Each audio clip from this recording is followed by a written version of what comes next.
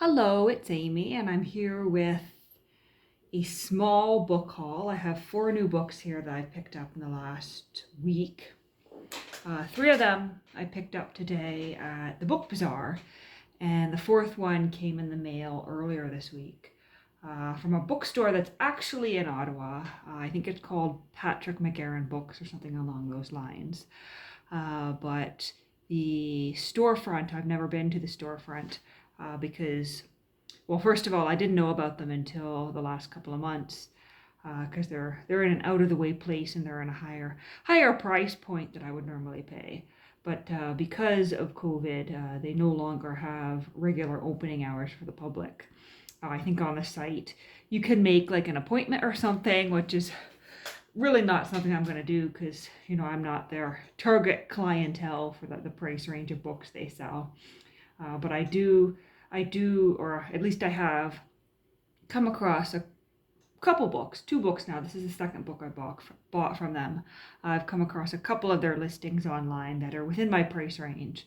And so even though it's within the same city, I just went ahead and ordered it through the usual online route and had it sent by mail. Let's start with what I got today, and then we'll move into the other book. And they're all sort of related. So when I was in Book Bazaar today, I came across this one, and it's wrapped in plastic, so we're getting a bit of glare here from the light.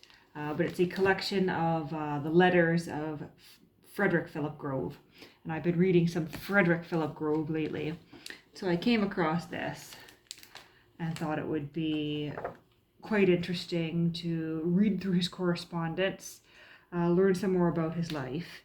And, for the most part, I just really love reading the correspondence and the diaries and journals of authors because they often have really introspective and insightful things to say. And it'll be interesting, too, to get a more factual look at the life of Grove, because he's written a couple of semi-autobiographical works that I found out through searching online aren't so autobiographical after all. So there's that, and not much to look at, just green cloth underneath the dust jacket.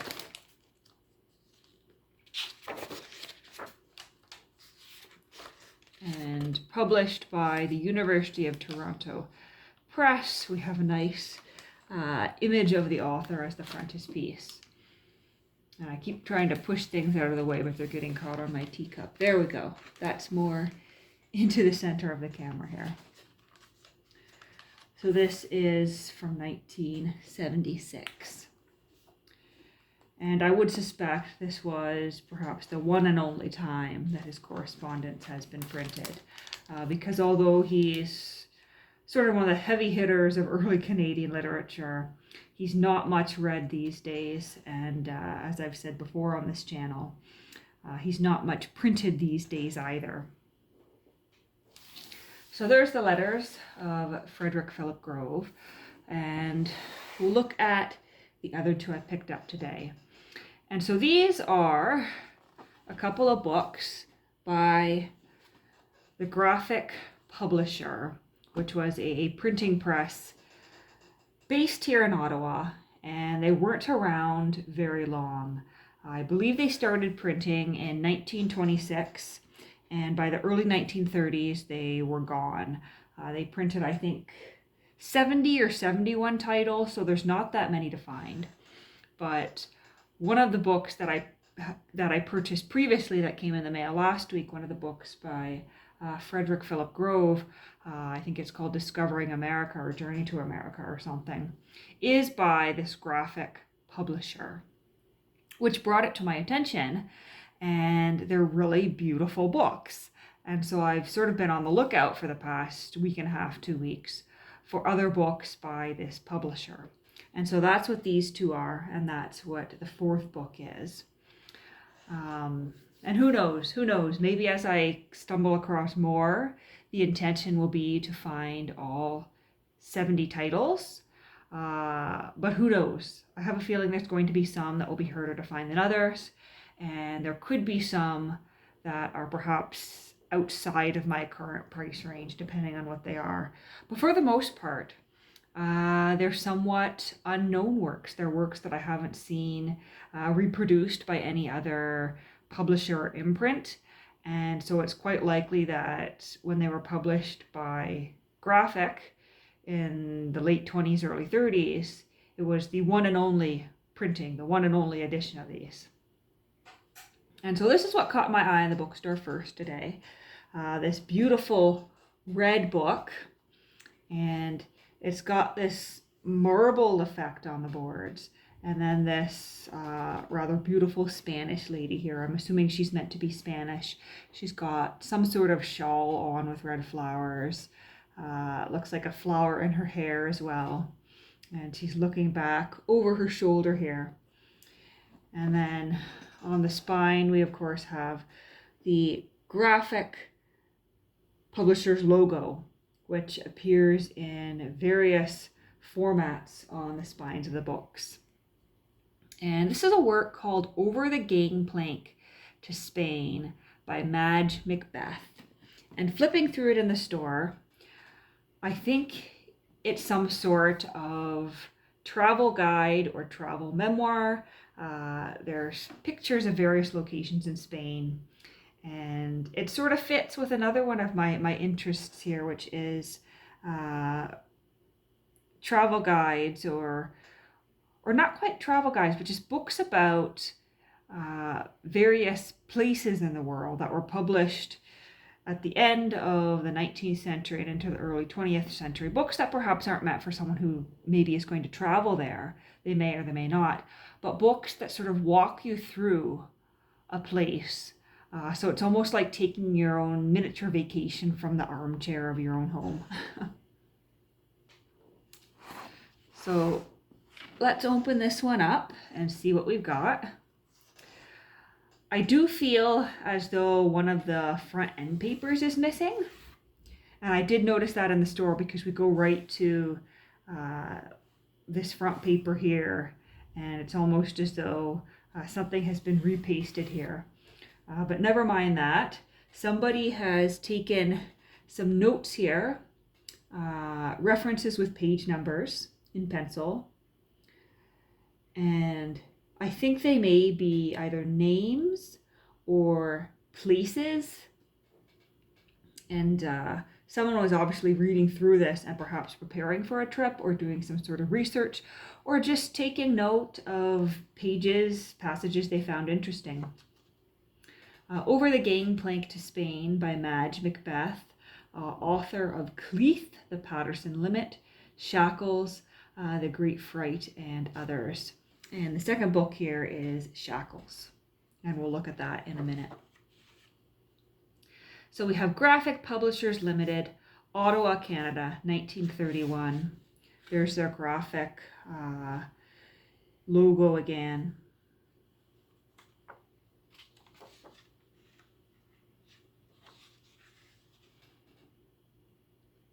Produced entirely in Canada at the printing house of Graphic Publishers Limited, Ottawa, Canada.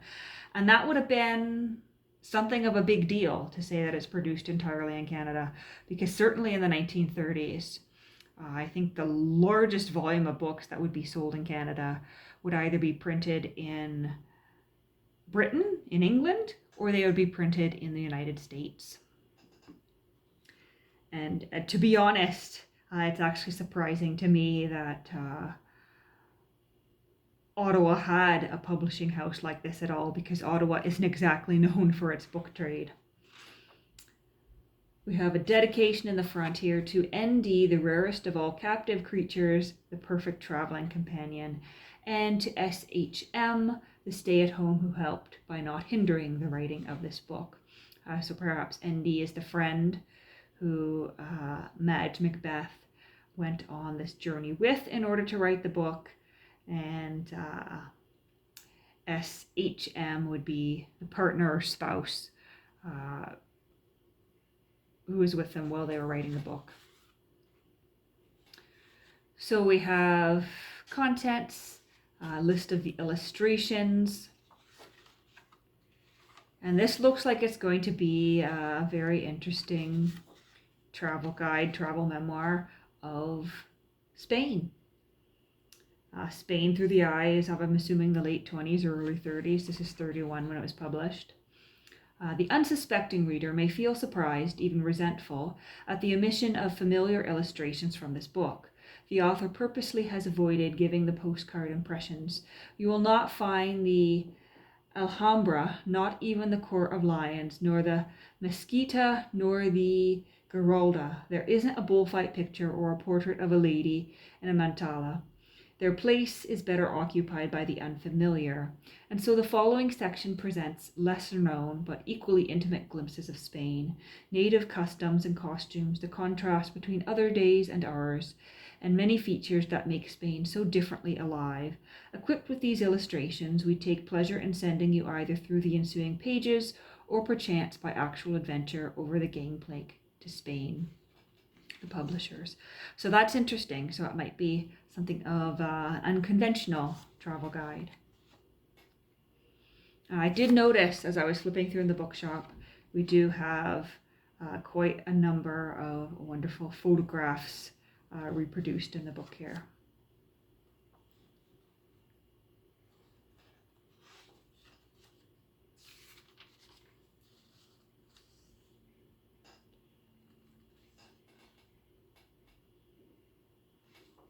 And for the most part, it is in wonderful condition here, considering the book is 90 years old. Dust jacket is, of course, long ago lost, and there is a little bit of damage, a little bit of a tear up there. And I think the spine is a little bit cocked here, but for the most part, it's in good condition, and I think this is going to be a fun armchair read. So let's dip on over to Shackles here, which is by the same author. The publisher's logo is just reproduced in plain black here. We've got bumped corners, which isn't great. It's a little bit dirty, and so I might just give it a wipe down with a dry cloth later. And we have somebody in shackles here. And this is what I like to see. This is what I saw in the first book by graphic publishers that I picked up. These beautiful end papers here. Although I believe the other book that I picked up, it's reproduced in red because that's bound in red cloth, and so they do match the color of the end papers to the cloth. And perhaps what's happened here is that somebody, well, I don't know, maybe at a certain point, this will be something interesting to find out, maybe at a certain point they stopped creating the end papers because this one is missing those end papers, and it could be that someone has cut them out at some point. But the end papers at the back seem equally aged, and so I'm just going to assume that Over the Gangplank to Spain, for the time being, unless I determine otherwise, was not printed with these beautiful end papers that the other books by this publisher seem to have been. Cover and jacket by Alan B. Badeau, and so perhaps I can find online or just speculate what the dust jacket for this might have looked like.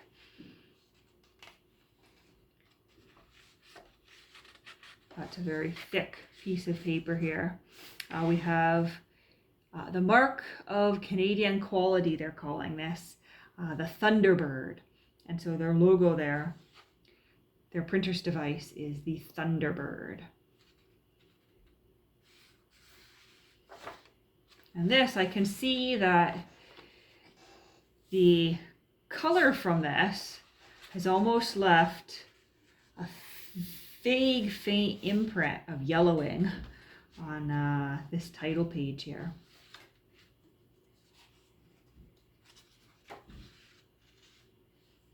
So this is one from 1926. So 1926 would have been the first year that they were printing, the graphic publishers, the first year they were printing. And I don't know if it's showing up as well on camera, but the blues, the colors here are so vivid.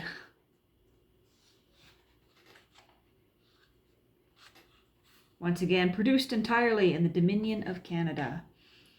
And it begins with a letter to someone by the name of Amy, and it is one of the French spellings of Amy, or perhaps they're going with Ami. It could be dear friend, or it could be dear Amy. It's hard to tell from this context. Because there's, of course, my spelling of Amy, which is the Anglophone version with the Y. There's another spelling that just has one E and no accent over the E. I've got a coworker with that spelling of Amy, but I've also seen it here with the accent and with two E's.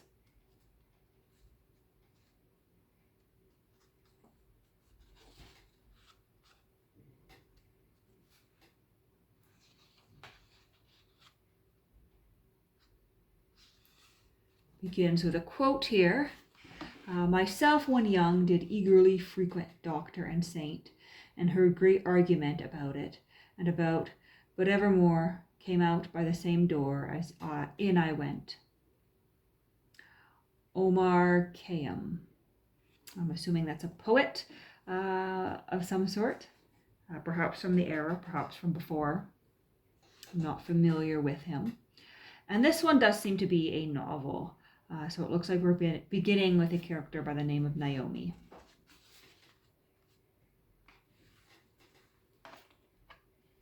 I'm going to be nice and gentle here because the binding is still quite tight.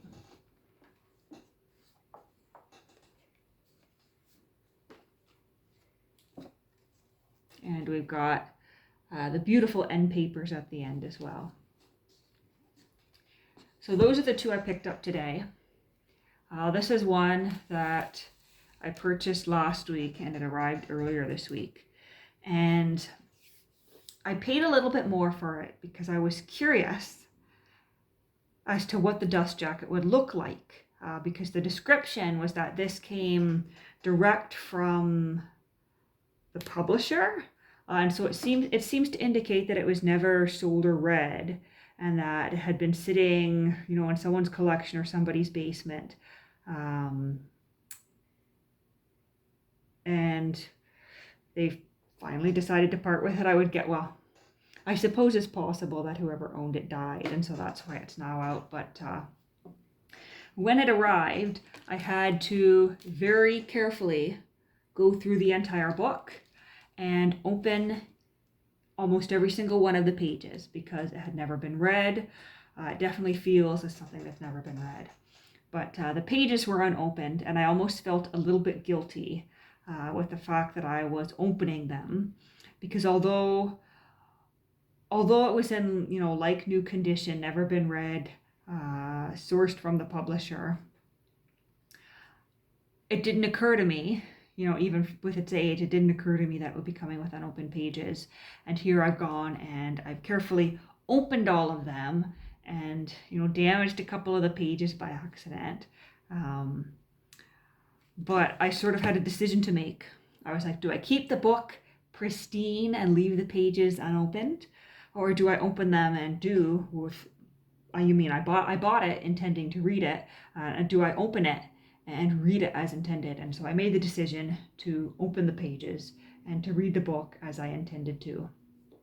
But the dust jacket wrapped in plastic in absolutely perfect condition here. And the end papers are lovely. So we've got these, I'm not even sure what to call them, these green designs, these green floral and geometric designs by Wilson MacDonald. And we've just got gold on the cover, black on the spine,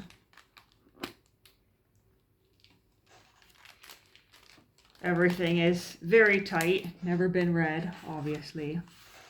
And author's edition, limited to 1,500 copies, numbered and autographed, of which this is number 100, and signed by Wilson MacDonald. And although this part up here is printed, the signature, I do believe, is handwritten here. So this is called Out of the Wilderness. The decorations are by the author. It's once again by the Graphic Publishers Limited here in Ottawa. And it is a collection of poetry published in 1926. And so it was published by the Graphic Publishers here in Canada, and it looks like it was also printed in the United States by Scribner and Son. There's a note here that says some of the poems were already printed or reprinted, in various journals, and that they're being reprinted here. Table of contents. And as you can see, I've already got some tabs in here because I began to read it already. And I quite liked the first poem in here. Out of the Wilderness. I, a vagabond gypsy, lover forever of freedom, come to you who are arrogant, proud, and fevered with civilization. Come with a tonic of sunlight bottled in wild, careless acres, to cure you with secrets as old as the breathing of men. Come with the clean north wind in my nostrils, to blow out the dust and the smoke of your lives in a great blast of beauty. Come with a chaos of wildflowers grouped in a lovely disorder, to shame all your gardens of maddening, cloying perfection. I have in my veins all the sweet unrest of the wild places, and if you toss me aside, I will come hither again on the morrow. For I am a force that you cannot deny. I am an offering that you finally must accept. For I am the herald of new things in a new land. If you knew what savagery I have endured, that you might know peace, if you knew how often mine eyes have been blinded to give you light, if you knew how many times mine ears have been deafened to give you sound, if you knew the chains and manacles I have worn to give you freedom, then would you open the doors you have closed in my face, and recant all you have spoken against me, and drink my song to the full measure of my cup. I am a renegade, laughing at rules and laws, and my whims are my king and my royal family. I am an adventurer, delving in joy and sorrow, and love and friendship, and the white quarries of truth. I am a plunderer, taking all that the sages have left, and adding thereto, that the children to come may have peace. I am a highwayman, stealing the gold of the dawn and the star-heavy blue-purple robe of the night. I hold up the wind for its fragrance, and wrestle the sea with my brown naked arms for the tang of its salt. I am a pirate, a gay, laughing, profligate pirate, sailing the sea of delight where my loot is diamonds of sunlight and the cold pearls of the moon. My song is a lily of darkness, keeping the whiteness of truth, to guide the lost soul of the night up to dawn.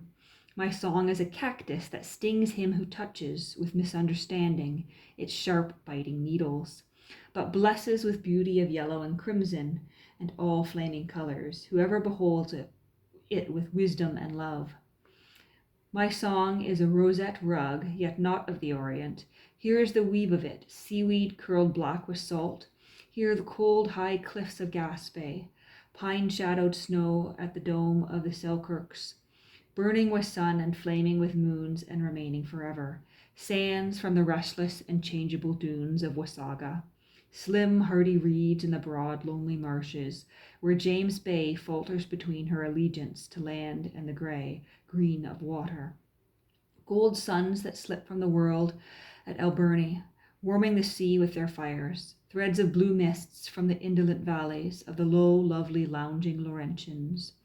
Sighs of the hemlock and snow-loving tamarack, where the trees march to the south in Saskatchewan. Firs that leap up from the dark Capilano, where music glides down a long stair to the sea, orange and purple and crimson and bronze from the gay palette of gorgeous October. In the lake lyric land of Algonquin, Shadows from deep frosty fissures, whose waters slip from their turbulent life to the hill-cradled shuap. Leaves of the red-limbed arbutus and roses of yellow and red.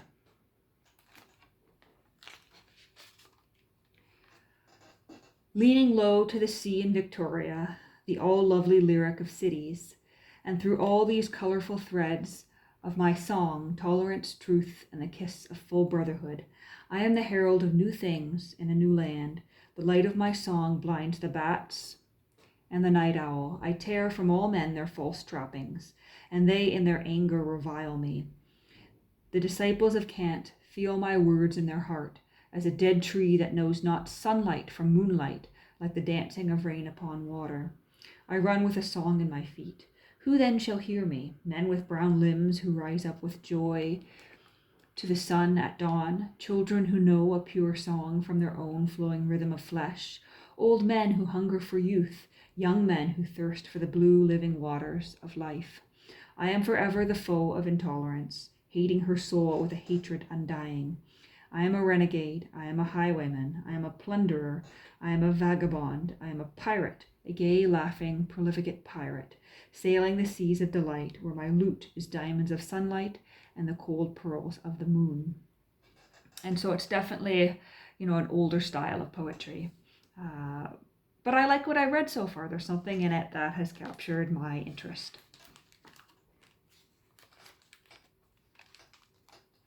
And if we flip to the end, we just have the same images on the end papers again. So there's that.